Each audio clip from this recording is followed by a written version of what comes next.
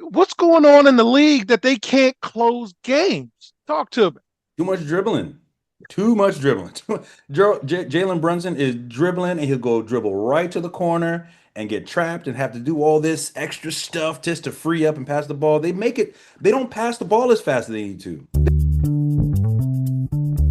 Greetings and salutations, and welcome to the Odd Coaches Podcast. I am your host, Dr. Keith Adams, and on today's Wind Up Wednesday edition, we're still recapping the NBA Conference Finals. Segment 1, we're going to do the Eastern and Western Conference Finals. Segment 2, we're going to talk about the NBA award season coming to an end. And in segment 3, WNBA. We're going to have to talk about how to do these halftime interviews, but we'll talk about that in segment 3. Don't do that. But first, Eastern Conference Finals, the Indiana Pacers and the New York Knicks. Again, we talk about the series as a whole, not just individual games. With me today, Captain for Life, Will Cotton. Will, what is your reaction, thoughts to the Pacers and Knicks? Man, the biggest thing for me is Tom Thibodeau is being outclassed by Rick Carlisle. And people sleep on Rick Carlisle. That man is a madman. That man beat the Miami Heat LeBron team with no problem with a bunch of old guys and an old German guy who can kill you at any day. He knows what he's doing. And Thibodeau doing Thibodeau things where your team is. I was watching the game. I mean, these guys airballs, two game-winning attempts. These guys are gassed. I'm seeing the faces. They're grimacing. They're looking. They're out of gas. And this is a staple of a Tom Thibodeau game, a team. You have no energy. You have no rotation. You have six guys, maybe seven, and you're going against I wouldn't say they're a younger team, but they definitely have a much deeper roster in terms of when guys come in, and they're basically saying like, hey, you can either go small with us and you're going to be an advantage, or you can play with Marcus Robinson and you'll get some, but you run out of gas. So it's All right. I got to ask this, though, Will, in defense of Tom Thibodeau, kind of, sort of, because I didn't play a lot of guys. What I'm seeing, and I can't wait to hear your response to it, is NBA guys can't close games. And when we were up, even with a shot clock, we did sixes. All we had to do was call sixes, which means fans, we're going to wait for six passes to look for a shot, not take a shot. And we're going to take you deep into the clock. And the Knicks are up in that first game. And they're up enough to close out. So even being gassed, even with all of that, which is all true, what's going on in the league that they can't close games? Talk to me. too much dribbling. Too much dribbling. Jalen Brunson is dribbling and he'll go dribble right to the corner and get trapped and have to do all this extra stuff just to free up and pass the ball. They don't pass the ball as fast as they need to. That ball needs to be moving, fly, fly, fly. But if you're Jalen Brunson and you're at the top and you're dribbling the ball 5, 6, 7, 8, 9, 10, go left, 11, 12, 13, 14, 15, they're going to key in on that, and they know what's coming. It's just it's frustrating. It's frustrating because if they just move the ball, even if they didn't make the shot, if they move the ball, they would waste at least 24 seconds. Basic basketball. And this is what you get when you don't teach kids at the basic level of how to play basketball, how to close games. Because coach, remember, a big part of our I wouldn't even say a big part of our actual practice, but a lot of things that you would tell us is about closing games. And a lot of it was just talking to about us. Like, guys, you don't have to go all the way down. Back up. Slow down. Why are you doing this? Run sixes. And maybe they need that. Maybe they need a coach to do that to them. But And then unfortunately, in game two, Brunson just took a shot at the end that you're like, are you trying not to win? I mean, there's times for heat checks, and there's times for we need to get a great shot. That wasn't a great shot. So, man, uh, And I know you're a Knicks fan, and this is not a hate on the Pacers, it's not a hate on the Knicks, but this is our response to what we're seeing. And who do you still have your Knicks winning the series? It'll be tough. It'll be tough. But I think the Pacers are just playing their system better than the Knicks are playing this system. And if that continues, it'll be a short conference final for the Knicks, to be honest with you. All right, let's go out to the West before Adams goes on his coaching rant. We've got Minnesota, OKC. Now, Mike King's not here. He's got an excused absence, as we say in the school system. Uh, but they didn't look very good last night. What do you think about Minnesota, OKC? Did Minnesota make it a series, or it's still going to be OKC? What do you think, Will? I think Minnesota is still a good team. They have a good balanced team. They have length, they have athleticism, a lot of young legs, they're gonna run free. You're gonna get one. You're gonna get one. They're not a bad team. That wasn't a fluke win for them. But the score told me that they said, okay, we ain't gonna win this game. Let's save our legs for the next game. I'm not going to kill SGA. I don't need sit down. Hey, you don't get more points. You don't get more wins by how beat you have somebody. You beat by 30, you still get one. That's the only count. So I think OKC is going to bounce back. I think they're the better team. I think I think they have the better coach. I think they have a better understanding of team.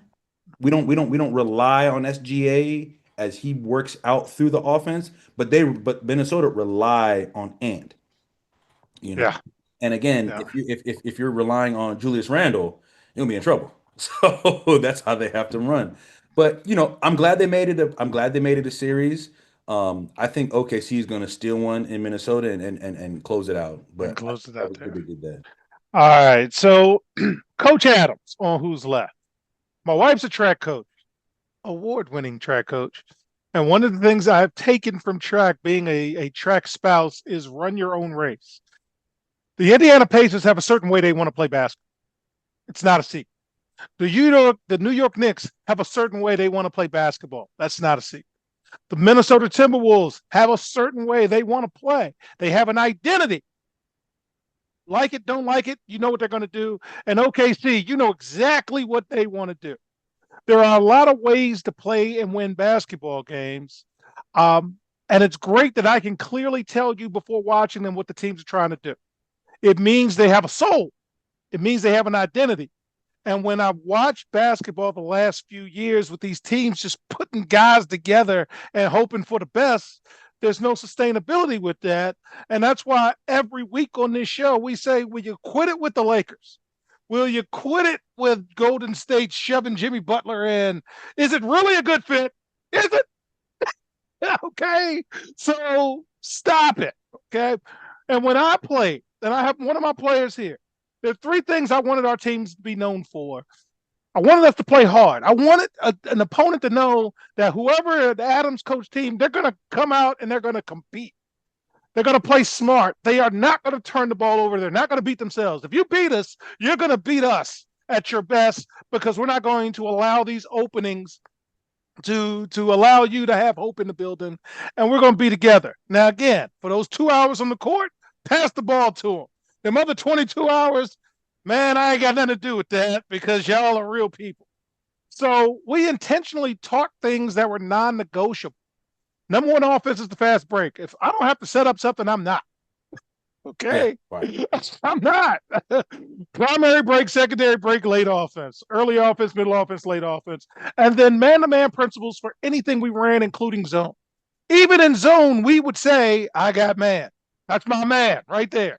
So if you didn't understand how to play against us, you're going to be running man offense against zone and zone offense against man, and we're going to get points that way. Shout out to So Perry. that is my take on the playoffs. Whether they win or lose, these are four teams with souls and identities. And that's why they're where they are now, where other teams are not, minus the Celtics, whose guy got injured. Because I know the Celtics are going to shoot a bunch of threes, like it or don't like it, but it kind of shows that Tatum means a little more. Will, close us out. Any thoughts to Coach's rant? as we watch the NBA conference final. Oh, it's the conference it's unfortunate because four teams are really, really good. And if we end up with a OKC Indiana finals, I think it's going to be others will definitely turn it off because remember, coach, remember in 2005 we had the Pistons versus the Spurs, and that was one of the best finals I've seen in a long. I mean, those games were going 97-98, 101, 10 like 102 overtime, double overtime. It went 7 games. It was seven. It was a really, really good series. I mean, it was really, really good. And I think we're going to get the same kind of thing if OKC is going against Indiana. It's going to be a really, really good game. Unfortunately, we didn't have Twitter back in 2005. So you'll have a lot of people saying, man, this is terrible. Man, this is awful. This is going to be boring. There's no superstar. Da, da, da. Where's LeBron James? Da, da, da. Where are the Lakers? We didn't have that. We didn't have those. We didn't have those cats in the social media. Oh, where's all this? But we have to remember, everybody, remember, these are the two best teams. Indiana's playing amazing. OKC is playing amazing. Minnesota is playing amazing. The Knicks are still playing pretty well, even outside. They were up 20. They didn't close. Yeah. I mean, and also, you got to beat Haliburton when he's only got 0 points in the first half. You can't lose to it. You can't, but you also can't let Siakam go for 40. Secondary cannot become primary, folks. You cannot have the secondary player become the star. Exactly. And I've been that assistant coach where they're like, where'd that guy come from? Dog, he's killing him. He's not on the scout report because he stinks, but not tonight. He's great tonight. Don't let Lionel beat you. Don't let Lionel beat you. Don't let Carl Jemfat get 10 and then all of a sudden lose by 5. Don't let it happen. All right. With that said, in segment 2, fans, we're going to talk about all NBA and a lot of noise this week. We're going to try to calm you down a little bit. We'll be right back on the Coaches Podcast. Hi, everyone. Dr. Keith Adams here. And for over 30 years, I've dedicated my life to helping student athletes succeed, not just on the fields and the courts, but in the classroom and beyond. And that's why I founded the CKA Save Project. The CKA Save Project understands that finding the balance between academics and athletics is crucial for long-term success. That's why the CKA Save Project offers a range of programs, including personalized consulting, mentorship, and coming in 2027, our innovative Gap Year Basketball Academy designed to assist both young men and women reach their full potential both on and off the court. I'm incredibly excited to announce that the CK Save Project is now partnering with the Cascade Sports Network.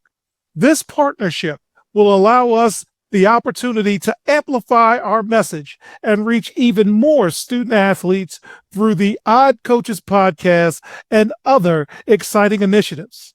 Join the CKA Save Project and the Cascade Sports Network as we empower the next generation of student athletes. Visit CKA on the web at www.ckasaveproject.org to learn more.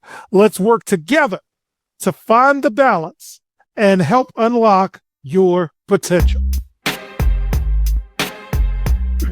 Welcome back to the Coaches Podcast. This is segment 2.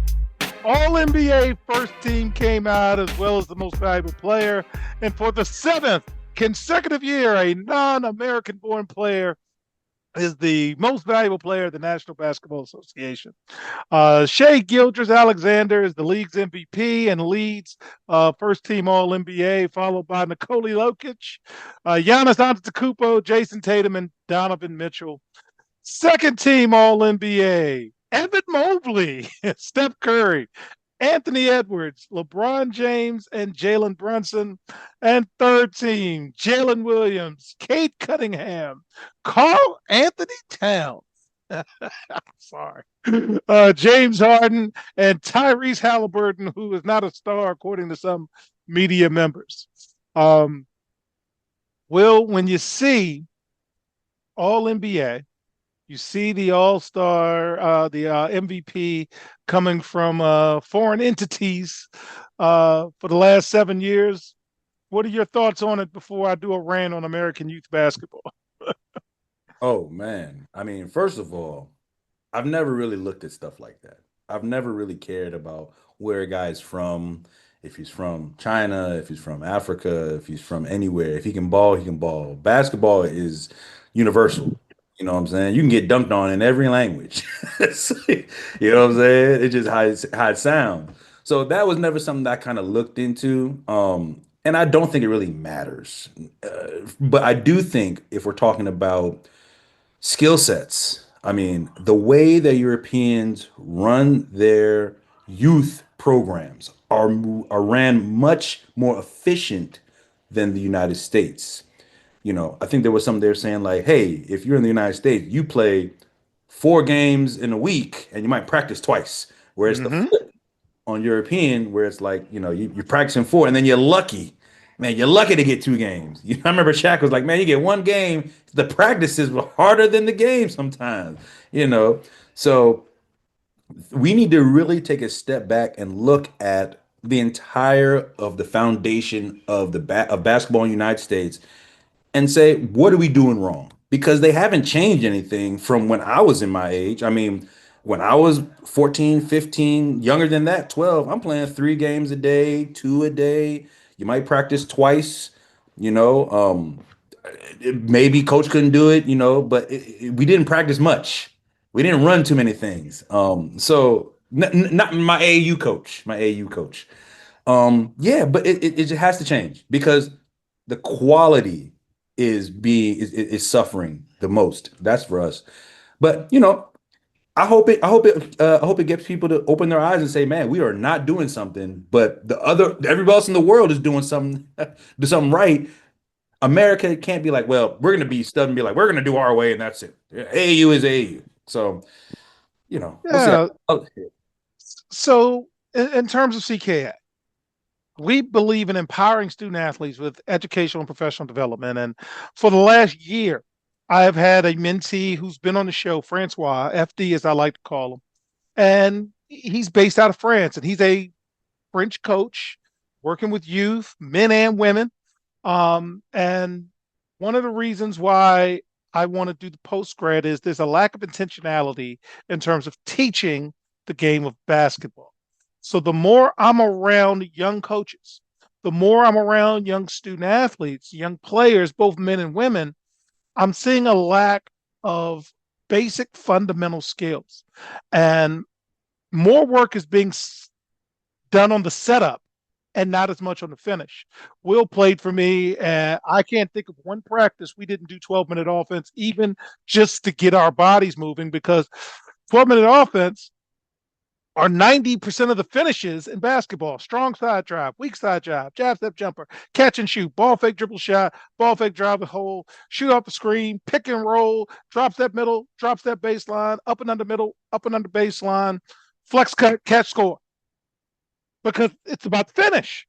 And there's so much time put on the setup. So you've got that. And then those are skills that when you work on your own, you can work on those skills by yourself. We just did that on a team Big concept. thing. Yes. And when you're coaching a team, you only have 2 hours with that team. So I can't spend so much time on an individual, but I can teach the individual through our practices what they can work on individually. But I've got to spend time on 2-on-1 fast break because it's important, because we're just trying to get as many shot opportunities as we can. So when I'm watching even pros on breaks, not finishing breaks because they don't know, I may not know regular algebra, I may not know regular geometry, but I know basketball angles. You have to attack the defense at a certain angle to increase your probability of blah, blah, blah, blah, blah.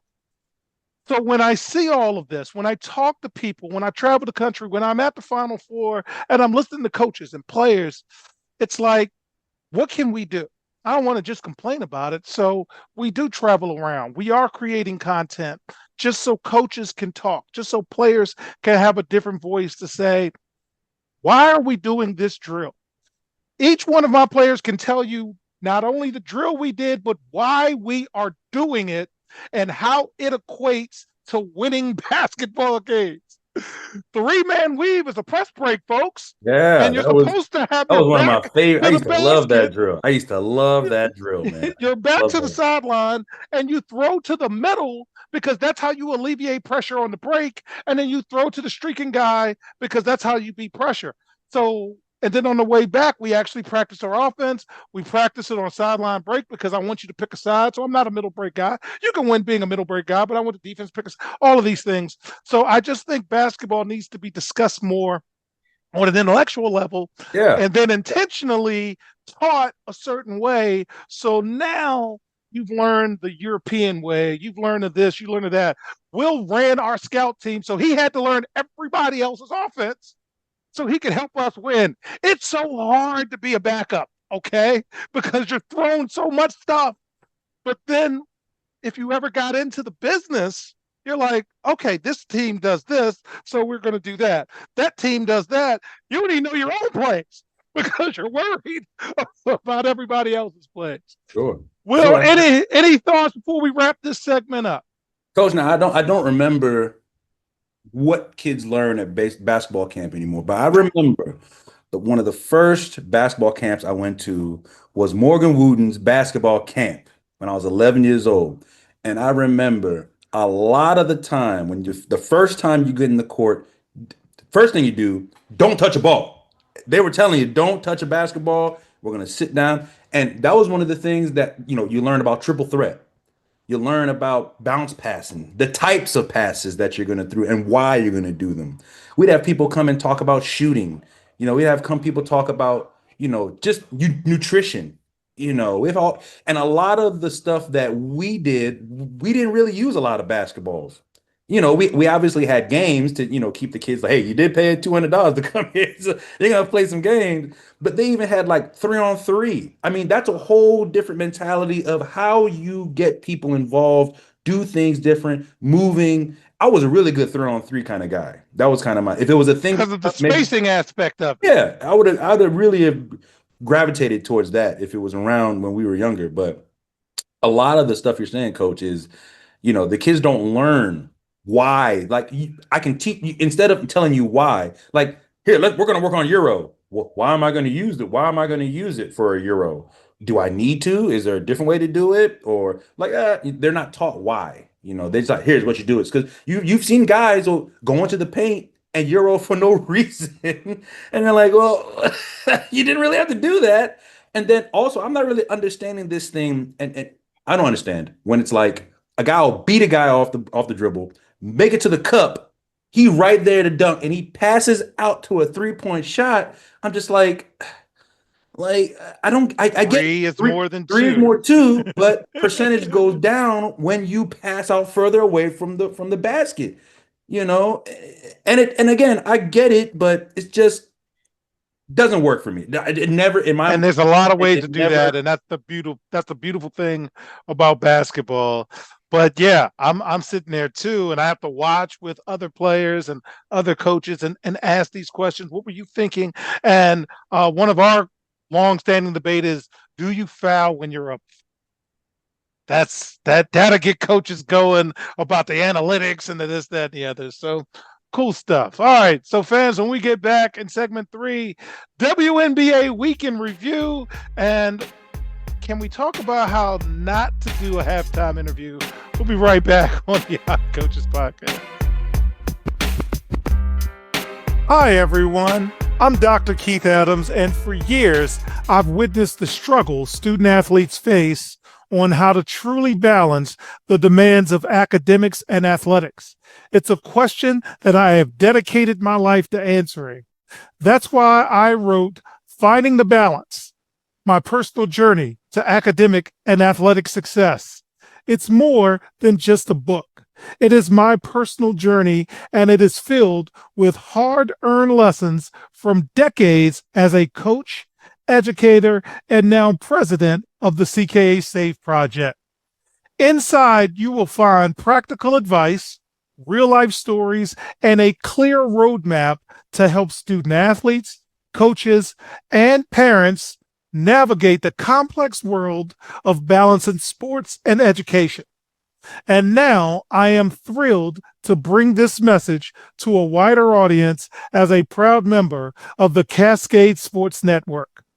We're partnering to amplify these crucial conversations about student athlete success. I believe every student athlete deserves the opportunity to reach their full potential, both on and off the court and the field.